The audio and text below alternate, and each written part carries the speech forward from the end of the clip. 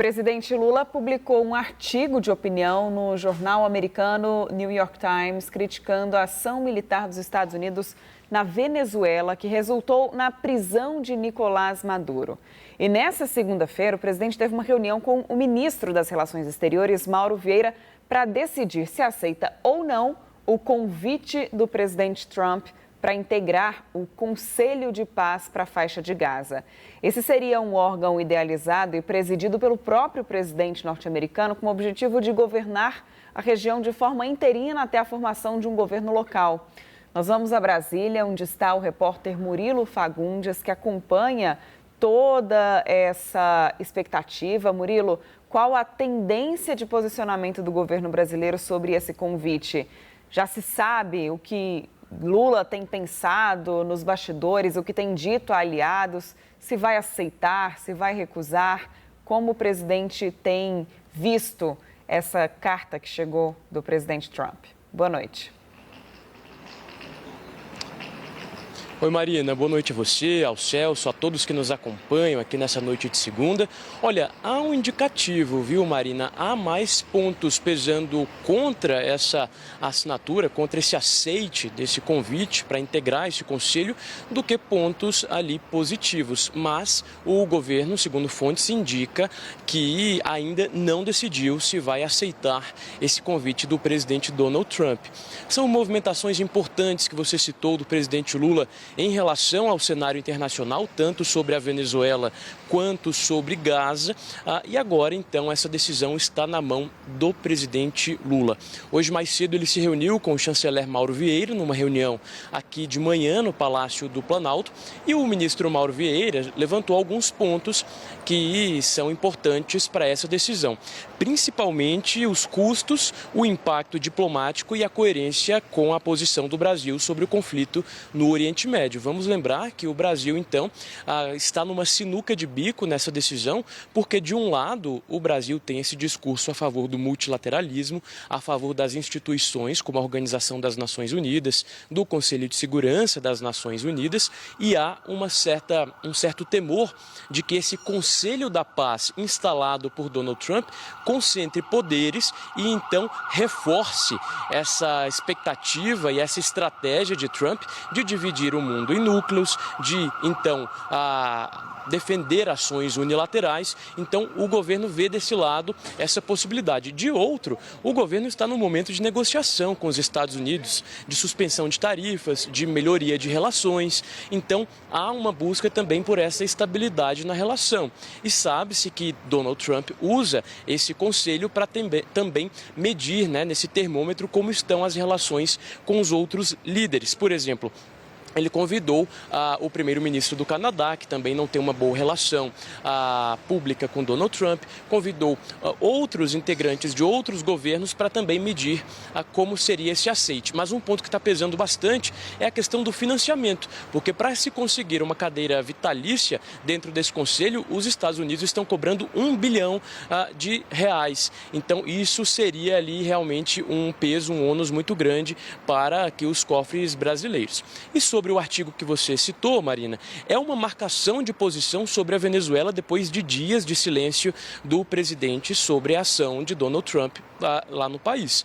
Ele é bem claro, diz que é uma afronta, que na verdade, Donald Trump afronta o direito internacional, sem citar o nome diretamente, porque, como a gente vem acompanhando, o presidente tem mantido esse equilíbrio, mas é uma crítica contundente em um dos maiores veículos americanos. Então, é uma posição marcada do presidente Lula, mas, por enquanto, ele também segue sem se pronunciar publicamente, verbalmente, sobre o conflito na Venezuela.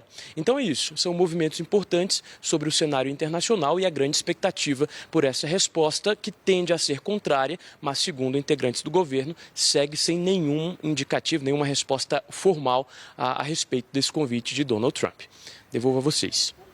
Obrigada, Murilo Fagundes, pelas suas informações. Um convite que já vem com uma carga pesada, né? Alto, né? $1 bilhão. $1 bilhão. Obrigada, Murilo. A gente volta a se falar para analisar os movimentos da política externa americana sobre Donald Trump, o interesse dos Estados Unidos na crise da Venezuela.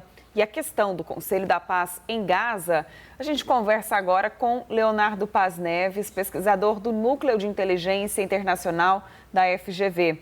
Leonardo, boa noite para você. Seja bem-vindo ao Jornal do SBT News.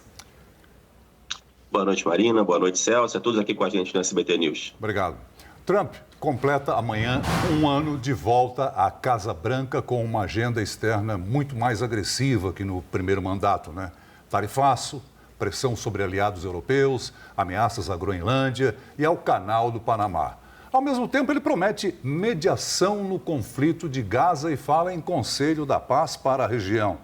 Como é que você avalia essa estratégia que mistura aí confronto econômico, pressão territorial e tentativa de protagonismo diplomático no Oriente Médio? Bom, Celso, a gente, mais ou menos na ciência política, a gente já espera um pouco, no final das contas, que líderes no segundo mandato, especialmente quando tem um perfil um pouquinho mais autoritário, realmente dobram um pouco a aposta nas suas missões, né? No caso do Trump, quando ele teve um primeiro mandato, que ele era um pouco ainda um outsider, ele demandou muito do Partido Republicano para poder montar o seu governo, e muitos desses foram muito importantes, instrumentais, eu diria, para sustentar e segurar um pouco alguns caprichos do governo Trump. Essas pessoas não estão mais. Segundo o governo Trump, ele aprendeu um pouco como funcionam as engrenagens do poder, ele consegue, de certa maneira, se desvencilhar mais facilmente delas e acelerar um pouco a sua agenda. Nesse contexto, a sua pergunta em relação a como é que ele consegue combinar isso tudo, acho que faz parte um pouco da estratégia de política do Trump. Até o Steve Bannon falava isso, né, que eles usavam a expressão muzzle velocity, né, quer dizer, a velocidade do cano da arma, que é a maneira de fazer política, que você atropela com uma série de elementos, uma série de ações, medidas, de falas, e que ninguém consegue muito acompanhar. A gente estava anteontem aqui conversando com vocês sobre Venezuela, pula uma semana, ele está falando sobre Groenlândia, ao mesmo tempo Conselho da Paz, daqui a 2 semanas vai ser, não sei, outro tema. Então é meio difícil a gente conseguir acompanhar, inclusive quem tem que lidar com ele, quem tem em outros países, nesse caso, nesse momento, Europa, antes, semana passada, América do Sul e Venezuela.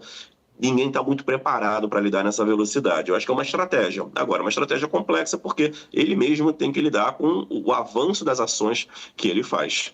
Professor, antes de avançar um pouco mais na questão envolvendo a pressão que vem sendo feita aos países da Europa, principalmente por conta da Groenlândia, né, desse desejo de Donald Trump em anexar a ilha, além de toda a questão envolvendo a Rússia e a Ucrânia, que passa também pelas relações diplomáticas com diversos outros países, eu queria voltar na questão do convite que foi feito, então, ao Brasil pelo presidente norte-americano. Complica a situação diplomática do presidente Lula? O nosso repórter Murilo Fagundes descreveu como uma sinuca de bico ali para a diplomacia brasileira esse convite que foi recebido. Como é que o senhor enxerga isso?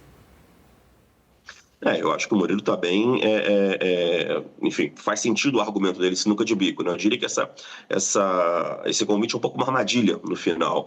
É difícil, acho que é problemático aceitar, quer dizer, na medida do que vai surgir no futuro. A gente não tem muita clareza de como esse conselho vai funcionar. Aparentemente são 3 níveis. Esse conselho do qual o presidente Lula faria seria o nível superior de chefes de Estado, onde o Trump seria o próprio presidente.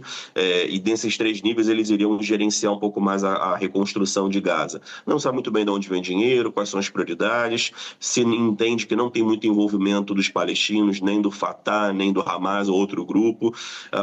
Então, assim, e a gente não sabe exatamente o quanto que isso vai dar certo. Então, isso pode ser um problema para o presidente Lula, porque ele pode entrar num determinado conselho em que ele vai ter muito pouca ingerência. A gente não vai ter nenhuma ilusão de que o Trump vai abrir democraticamente o diálogo dentro do conselho para votos. Acho que ele vai tentar impor um pouco as decisões dele, os desejos dele, e quem está nesse conselho um pouco está chancelando o que quer que venha a sair desse conselho. Então, qualquer medida um pouco mais extrema ou que não respeite os povos, os vários grupos palestinos, especialmente o povo palestino como sociedade, vai um pouco chancelar essas ações, esse desejo do governo Trump, porque a gente sabe que ele enfim, pelo perfil dele, ele não vai, enfim, deixar que o conselho, de forma de forma isenta, democrática, acabe decidindo as ações que vão ser feitas em Gaza. Agora, ao mesmo tempo, é um problema, porque recusar esse convite pode ser também uma reação dura contra o Trump. O Trump convida um grupo pequeno de chefes de Estado, e eu acho que um pouco vendo quem está um pouco mais com ele nesse momento. A gente vem de uma situação no Brasil muito específica, um pouco como o Canadá, em relação ao governo Trump. A gente estava num momento um pouco fora do radar dele, logo no início do governo dele, tanto é que no Liberation Day, lá no iníciozinho de abril, a gente não apareceu mal nas tarifas, né? A gente pegou só a tarifa mínima. A coisa piora dramaticamente quando a família Bolsonaro, especialmente o deputado licenciado Eduardo Bolsonaro, vai até os Estados Unidos e faz um lobby muito forte contra o Brasil para tentar aliviar um pouco a situação do seu pai, do ex-presidente Jair Bolsonaro, que estava sofrendo processo na época, e nós sofremos uma reação muito forte nos Estados Unidos com tarifas, lei Magnitsky, vistos cassados de ministros de Estado, e agora que o governo brasileiro consegue um pouco, através do presidente Lula, equacionar isso e aliviar boa parte dessas medidas punitivas, a tendência é positiva, nós temos esse convite. A recusa do convite, eu acho que pode acabar sendo um pouco um freio nessa relação positiva com o Trump.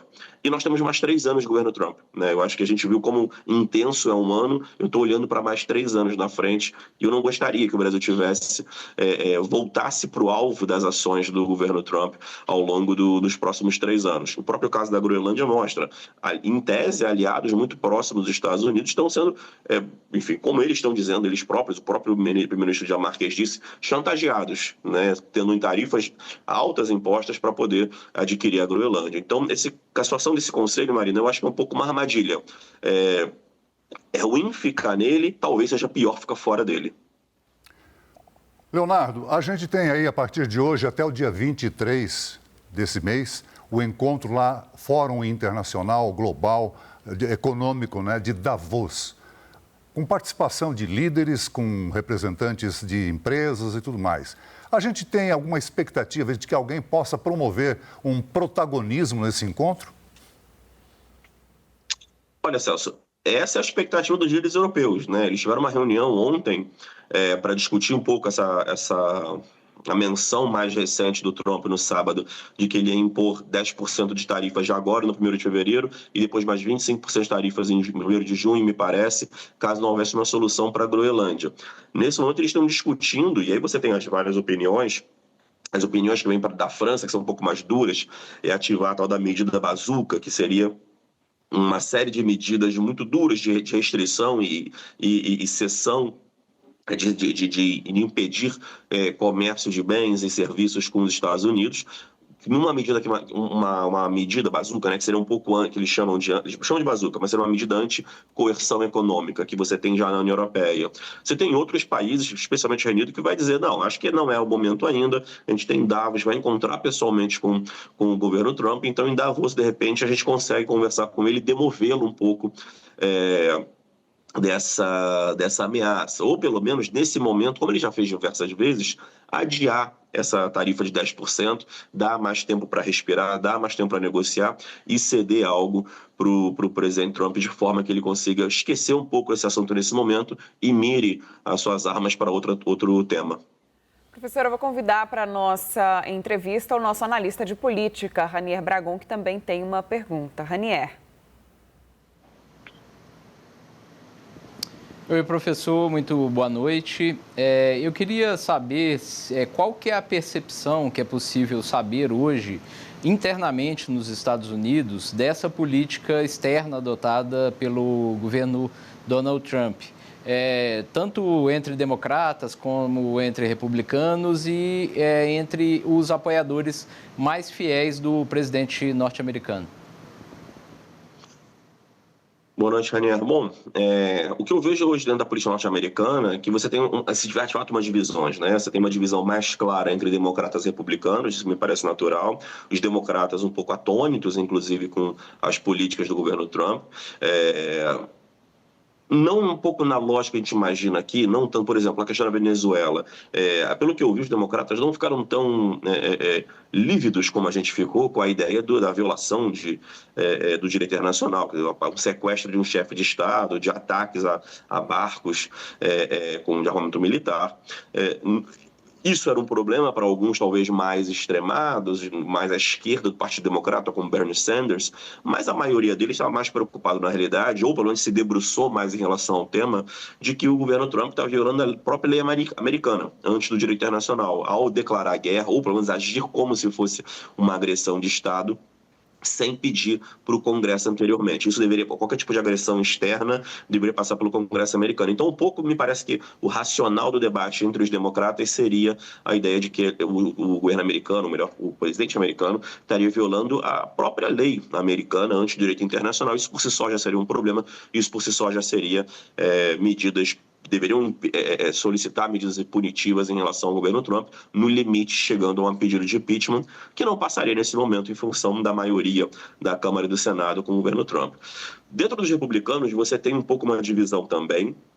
Você tem, curiosamente, alguns dos mais extremados, como a Marjorie Taylor Greene, que eram super próxima ao presidente Trump no primeiro momento, no governo passado. Ela é mais reativa, ela é daquele tipo de deputado americano, ela faz parte daquela força política americana de que os Estados Unidos têm que se isolar mais dos países do mundo, então ela está incomodada com os Estados Unidos da maneira como ele está se envolvendo no mundo em vários assuntos ao mesmo tempo. Você tem aqueles republicanos que são mais conservadores, mais tradicionais, ou melhor dizendo, que estão impressionados com a ação norte-americana em relação à OTAN, por exemplo, ou a deferência que o Trump faz à Rússia e a maneira como ele praticamente humilha os europeus, de certa maneira, que são aliados históricos dos últimos 80 anos dos americanos. E tem aquele grupo de republicanos mais duro, que é o núcleo mais duro próximo do governo Trump, do próprio presidente Trump, que de fato apoiam ele em virtualmente qualquer tipo de circunstância e estão levando ele para frente.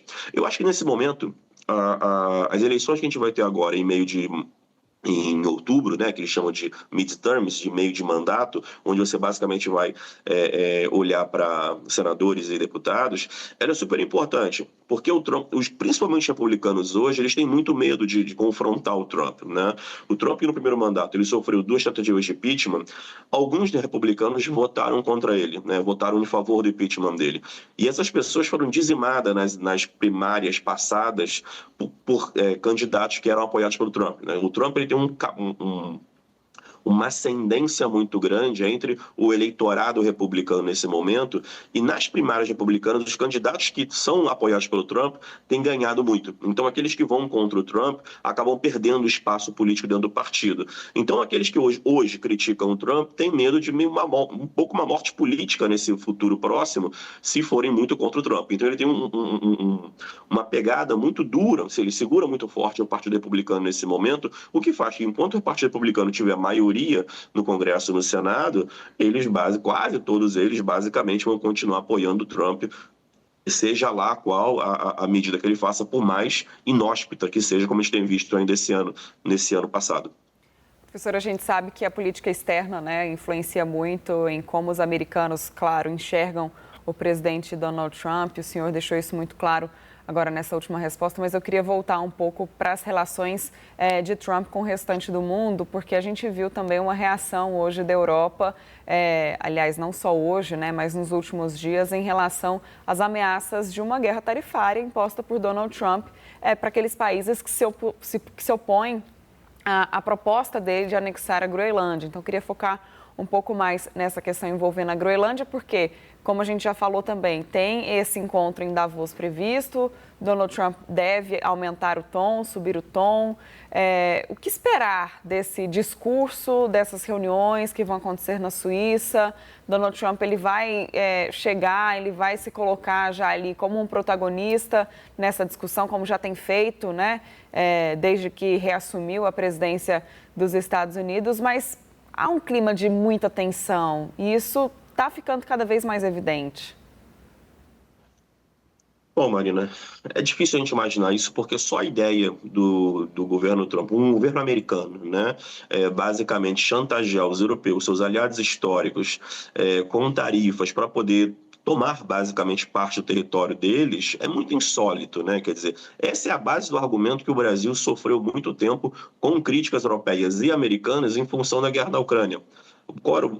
Eu, pelo menos, das diversas vezes que eu fui para seminários internacionais, eu já fui para um seminário na Bélgica, onde me colocaram em salas com diversos ucranianos para poder ficar batendo na nossa cabeça que o Brasil não era muito duro com a Rússia, porque a Rússia tinha tomado o território da Ucrânia. Agora eles estão completamente atônitos com os Estados Unidos fazendo a mesma coisa. Então, é muito insólito, é difícil a gente meio calcular qual vai ser a saída disso. Eu acho o seguinte: como a gente viu muito bem no gráfico que mais cedo o Celso colocou para a gente, basicamente as 3 grandes questões, né, que envolvem a Groenlândia, que é acesso a minério, a terras raras, né, e hidrocarbonetos, acesso às rotas do Mar do Norte e a questão de segurança, são pontos completamente negociáveis que não precisavam desse tipo de coisa. São todas elas, certamente a Dinamarca negociaria com os Estados Unidos. Os Estados Unidos já tem uma base militar de radares no noroeste da Groenlândia desde a década de 50. Ele já poderia fazer comércio, explorar, e que não é trivial explorar o que está na Groenlândia, né, dada a camada de gelo. Também não é uma coisa como amanhã já vou começar a cavar isso tudo. Então, é totalmente negociável sem precisar disso tudo. Eu acho que a Europa, especialmente depois da guerra da Ucrânia, tem sido muito solícita em quase todas as demandas americanas, porque eles estão muito preocupados. Eles se deram conta que precisam realmente dos Estados Unidos, o poderio americano militar dos Estados Unidos na Europa, para poder se antepor em relação à Rússia e talvez, em certa medida, à China.